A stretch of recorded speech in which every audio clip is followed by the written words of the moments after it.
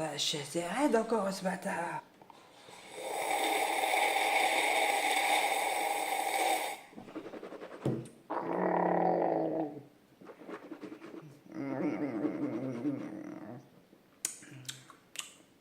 Ah, dégueulasse ce bordel-là.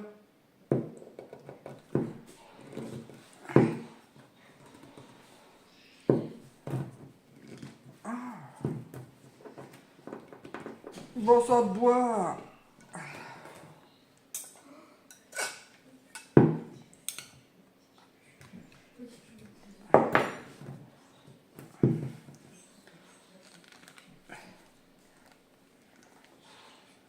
Oh bordel, je vais encore pas pouvoir la bouffer cette confiture. Ah, ça y est, j'ai ouvert ce bordel là. Ah, bien cru que j'allais jamais pouvoir la bouffer. Oh là là là là. Bon alors. Ah, et plus que ça en beurre, c'est pas grand chose, hein, par Dieu. Oh, bon. Après, il va falloir que j'aille ouvrir aux poules. Oh. Ah, qu'est-ce que je vais mettre là-dessus? Allez, du gras c'est la vie.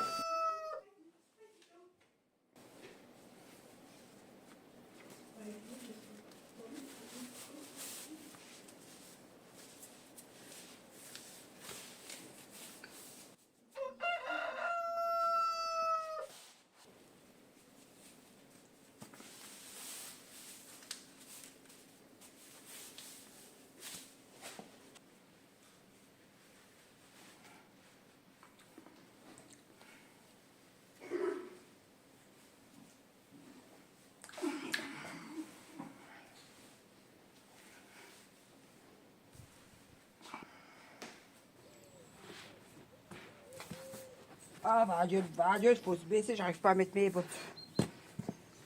Oh.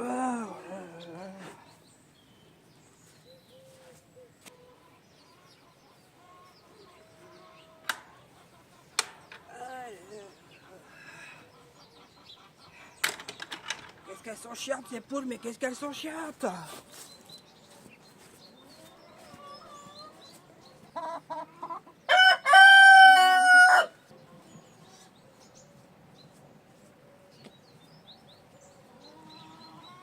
Vous croyez que c'est l'air?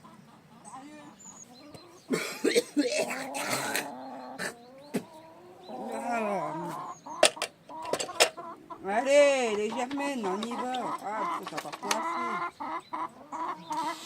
Allez les gosses, tout le monde dehors. Allez, pipi, on est bébés, tiens, maman, quand ça chauffe, les bébés.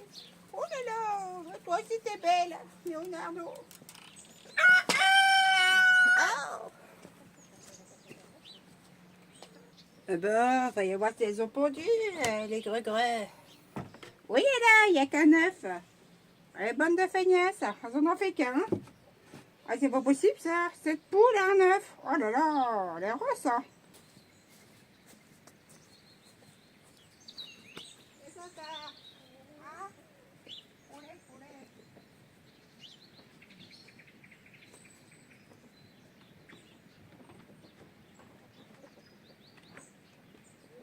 Table. Allez, à table. Allez. Oh là là, qu'est-ce qu'elles sont belles, les bébés, ta maman. Oh, elles sont trop choupillous. Encore un ou deux mois, puis c'est bon pour la casserole, tout ça.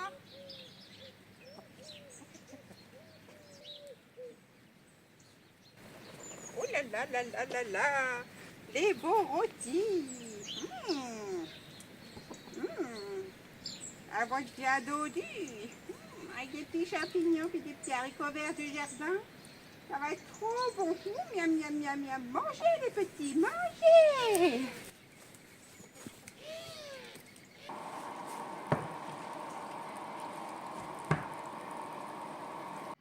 Eh bien le bonjour à tout le monde, aux courageux et courageuses de cette terre et aux râleurs et aux râleuses aussi de cette terre. Puisqu'aujourd'hui, eh bien je vais me classer dans la catégorie des râleuses et je vous parle eh bien du fin fond de ma campagne. Et voici donc la raison eh bien, de cette vidéo. Je râle et je suis mécontente et j'exprime sur YouTube, eh bien, la raison de mon mécontentement, hein. Comme ça va vous passer le temps. Et puis, bon, bah, je pense que c'est d'accoutumer de voir ce genre de choses. Alors, je me suis dit, je vais m'y coller. Alors, comme beaucoup ici dans ce monde, nous sommes nombreuses et nombreuses à payer en fait les taxes d'ordures ménagères pour l'enlèvement. Bon, je n'ai jamais eu de problème par rapport à ça, sauf, eh bien, aujourd'hui. Il en fallait un. Sur ma poubelle jaune, j'ai découvert un papier avec 4 cases dessus, puisque ma poubelle n'a pas été vidée. Donc 4 cases à cocher. La première case étant sur le fait que je n'avais pas bien fait le tri. La deuxième case, c'était, alors que je vous raconte pas de bêtises, parce que là je suis, en fait, j'attends la fin de la séance de psychomotricienne de mon fils. La deuxième case était comme quoi les contenants, en fait, avaient été mis dans des sacs individuels, donc chose que je n'ai pas faite. Tous les contenants sont mis directement dans la poubelle comme demandé. La troisième, un défaut de puçage de la poubelle. Et la quatrième, la poubelle qui serait cassée. Donc j'ai supposé que c'était le premier, puisque j'avais eu un doute quand même. C'est en mettant un morceau de polystyrène dedans. Et je pense que c'est cette chose-là. Mais sur le papier, il n'y avait rien de mentionné, puisque normalement, apparemment, ils sont censés cocher en fait la case correspondante à pourquoi. Sauf que là, je ne savais pas. Donc du coup, j'étais un peu énervée. Je me suis dit, mince, bon, c'est toujours désagréable quand la poubelle n'est pas ramassée. Mais je me dis, je peux quand même comprendre pourquoi elle n'est pas ramassée. Mais j'aimerais bien savoir pourquoi en fait. On me colle un papier sur la poubelle, mais on ne me marque rien. Démerdez-vous. Donc je rentre chez moi en vociférant et en bougonnant. Et je décide d'appeler eh bien, la société. Sauf que la société eh bien, emploie elle-même une société de sous-traitants. Bon, bref. Et là, je lui explique la chose. Et puis, je lui dis, il y avait un morceau de polystyrène. Je me dis, peut-être que c'est ça. Elle ne savait pas me répondre. Et puis, elle me dit, il faudrait qu'on passe voir votre poubelle pour savoir si effectivement c'est ça ou pas. Et en fait, je lui pose la question, mais je me dis, mais pourquoi la personne qui a ramassé la poubelle, qui a mis 7 autocollants dessus avec les cases à cocher, pourquoi il n'a rien coché en fait? Comme ça, je saurais en fait de base si c'est un mauvais tri parce qu'il y avait un morceau de polystyrène. Bon, voilà, j'enlève le morceau de polystyrène et dans 15 jours, puisque c'est tous les 15 jours, eh bien, la poubelle pourrait être repartie. Sauf que là, même si j'enlève le morceau de polystyrène et que, eh bien, on repasse et que la personne me recolle un bout de paplard ne mentionnant rien du tout dessus, eh bien, je vais être encore repartie encore pour 15 jours, puis tout va s'accumuler. Et je lui dis, mais comment ça se fait? Enfin, j'ai pas dit ça comme ça. Je lui ai dit textuellement, est-ce que ça serait si coûteux que ça que de cocher la case dessus, en fait, pour nous, en tant que propriétaires des poubelles, quoique même pas, on n'est même pas propriétaire, mais autant qu'usagers, voilà, on puisse bien savoir, quoi, et pas se retrouver encore 15 jours après avec un problème de non-ramassage. Et là, je vous avoue que j'ai un peu tiqué. Je leur ai même demandé si c'était trop cher de payer un stylo aux ouvriers. Donc, elle a dû se dire, celle-là, c'est une casse noisette. Hein. Et effectivement, j'ai fait ma casse noisette parce que j'aime bien savoir le pourquoi du comment. J'ai toujours été comme ça. Et du coup, c'est vrai que juste d'avoir un papier collé comme ça en ne sachant pas quelle est la raison, c'est vraiment un peu frustrant et un peu énervant. Et je me dis surtout que ça peut être chiant parce que sur les jours à venir, eh bien, ça peut continuer comme ça en fait, le non-ramassage parce qu'on ne sait pas pourquoi. Donc je reviens à mon truc et là, donc je repose la question. Je dis mais pourquoi l'employé n'a pas coché la case? Elle me dit, en fait, ils ne comprennent pas le français.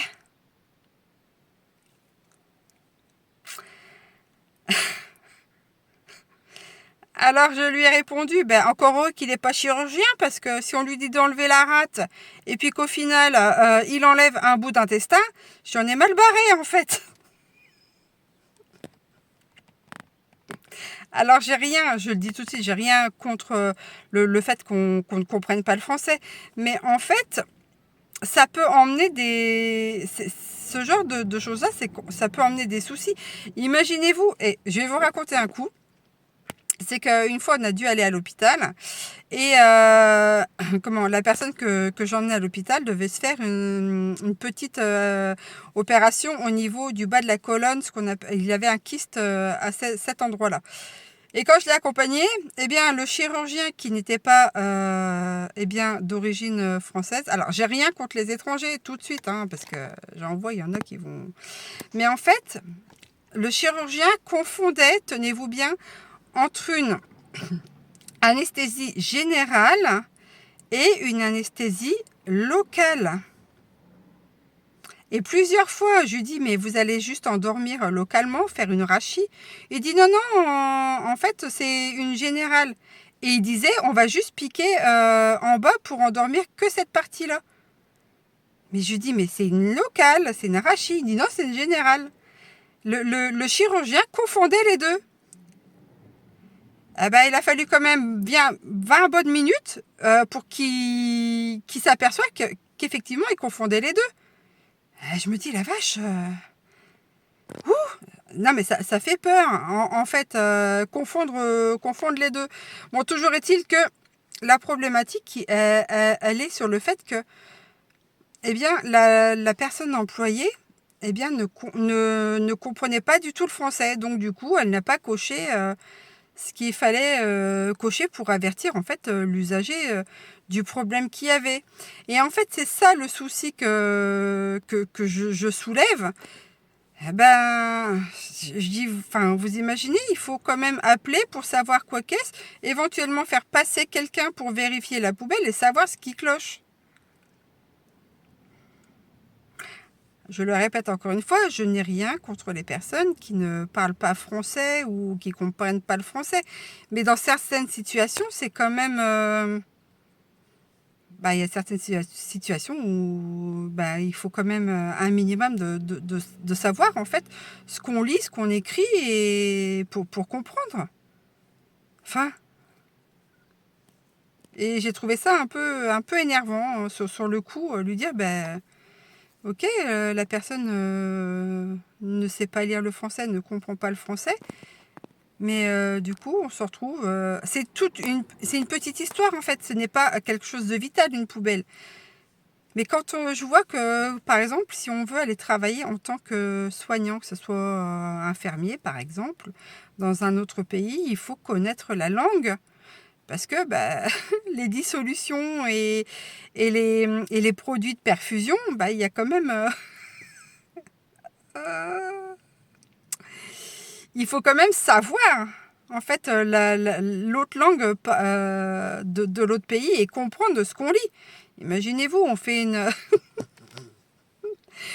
perf en sous-cutané pour réhydrater et au final, la personne nous fait une IV, ça va pas être la même chanson. Et c'est ça en fait qui me pose problème, c'est le fait de pas comment dire. Encore une fois, je dis c'est qu'une poubelle, mais ça pourrait aller un peu plus loin en fait. Et je me dis quand même, il faut que j'attende 15 jours pour me dire que potentiellement c'était mon morceau de polystyrène qui avait dedans qui posait problème pour enlever la poubelle. Mais je dis si c'est pas ça, bah, comment je vais savoir? Comment je vais savoir si c'est encore la même personne? Elle va ouvrir la poubelle, ça tombe, elle va confondre ou je ne sais quoi parce qu'elle ne saura pas. Et puis la poubelle va encore rester là. Encore une fois, c'est qu'une poubelle, c'est pas dramatique. Mais en fait, c'est le sens profond de la chose, en fait. Et pour vous dire, bon, après, voilà. Mais c'est pour vous dire, moi, j'ai travaillé dans le milieu du soin. Et en fait, il y avait des soignants qui n'avaient pas le diplôme alors, français de soins, qui venaient quand même... alors, c'était des soignants, pas des infirmiers, des aides-soignants. Et en fait, l'équivalence, elle n'était pas la même ici. Eh ben, je vous assure qu'il fallait que je repasse derrière. Parce que le patient, s'il lui disait qu'il avait mal, la femme ne comprenait pas. Elle ne comprenait pas. Ou si elle avait soif, elle dit « Oh bah oui, ça va », et puis elle repartait, et puis aux transmissions, tout va bien. Bah oui, tout va bien, mais en attendant, la personne t'a demandé à boire, t'as rien compris, t'as dit qu'elle avait mal, t'avais rien compris. Et je me dis, c'est qu'en France qu'on voit ça ou... Parce que, je vous dis, quand on veut aller bosser dans un pays étranger, il faut connaître parfaitement la langue. Lu, écrit et parlé. Et là, mais combien de fois j'ai vu ça, en fait? Combien de fois? Je me dis, on peut quand même mettre en péril la vie, la vie des patients, à pas savoir la langue dans le pays où on va travailler. Après, je sais que c'est compliqué d'apprendre une nouvelle langue, etc. C'est vraiment compliqué. Mais bon, moi je l'ai vu dans le milieu du soin. Et c'était c'était pas c'était une soignante, en fait. Mais bon, vous imaginez, la personne, elle lui dit, j'ai mal dans le bras, j'ai mal à la poitrine. L'autre en face, elle comprend rien et puis on passe à côté d'un infarctus. Et tout ça pour une poubelle. En fait, j'en viens là, tout ça pour une poubelle. Mais encore une fois, j'ai rien contre les personnes contre les personnes étrangères. C'est pas ça le problème. C'est vraiment cette chose de fond, c'est de pas comprendre, la langue parlée ou la langue écrite, au risque de créer des soucis. Ça, c'est un souci minime.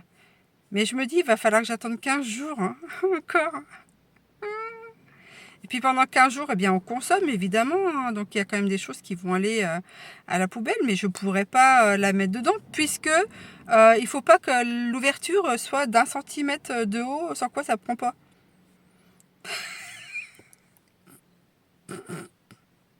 Après, on s'étonne qu'il y a des dépotoirs sauvages. Ah oui, mais après, j'ai pas la science infuse, je ne sais pas comment régler tous ces problèmes-là, j'aimerais pouvoir. Ah, mais je me dis quand même, c'est un sacré bordel. Et c'est partout comme ça. Partout comme ça. C'est affolant.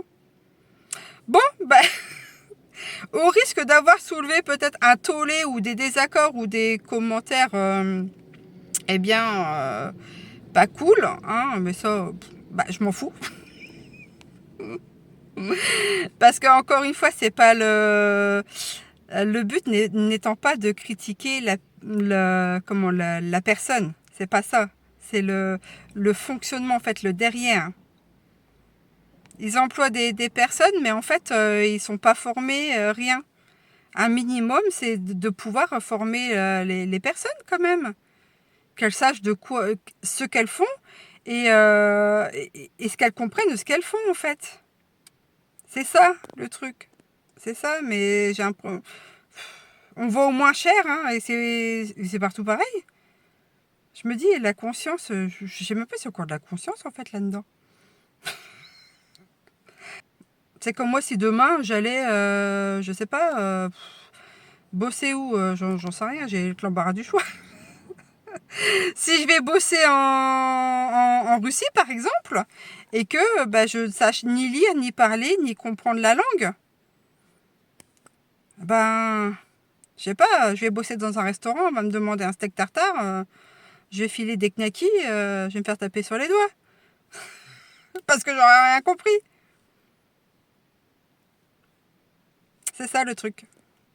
Bon, sur ce, très chers compatriotes, d'un jour, du jour, ou de pas toujours, ben, voilà. Hein.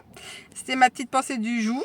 Je vous dis à très bientôt pour de prochaines aventures du fond de la campagne. Allez, la gargouille vous salue bien. Ciao, bye bye.